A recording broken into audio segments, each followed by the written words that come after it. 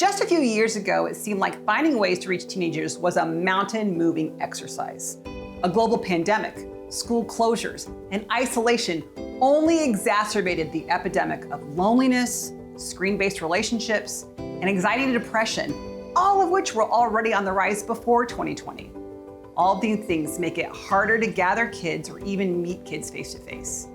How do we move the mountain between kids and the gospel? Let me tell you a secret. Kids today are hungry for the good news of the gospel, and they want to hear it from a caring adult who shows up in their world. They're eager to invite their friends to a place they feel known, celebrated, respected, and loved. As they are introduced to Jesus and begin to grow in their faith, their desire to live out the gospel is unmatched. We have seen kids open the Bible for the very first time, and kids ask a leader how to pray.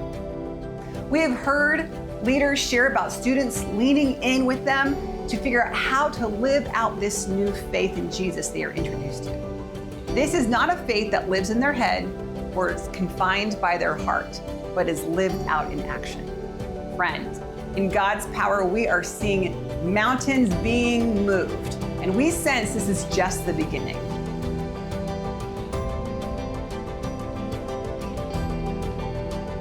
We just wrapped up our school year, and we've been really excited to see the kind of growth that we've experienced with the attention and investment that we put in.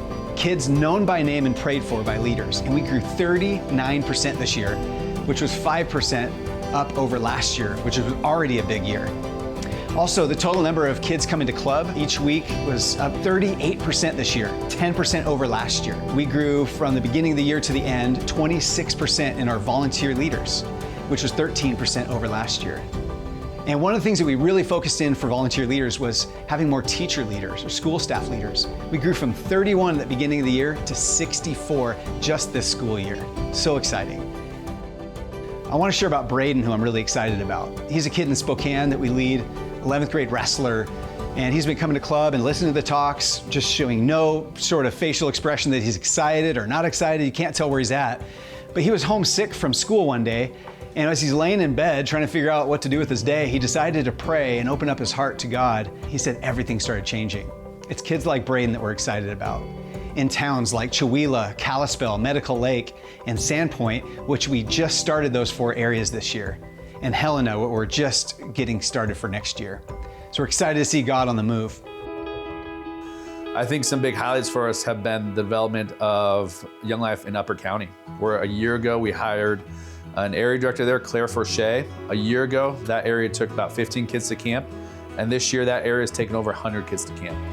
If you're thinking Cleom is a small town, it is, and that is over 25% of the kids in that community are going to camp this summer with Young Life, which is incredible for us.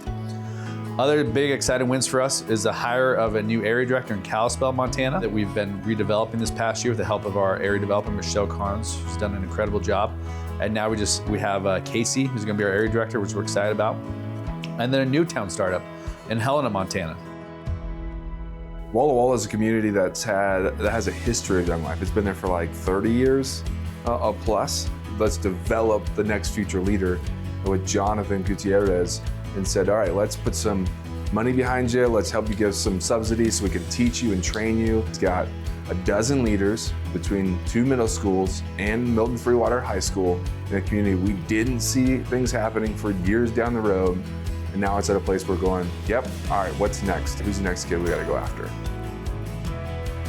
We want to reach every kid in every community. We want to reach the next kid. But if we can send people who are willing to walk with them and show them how to live in relationship with God, to show them where real life comes from.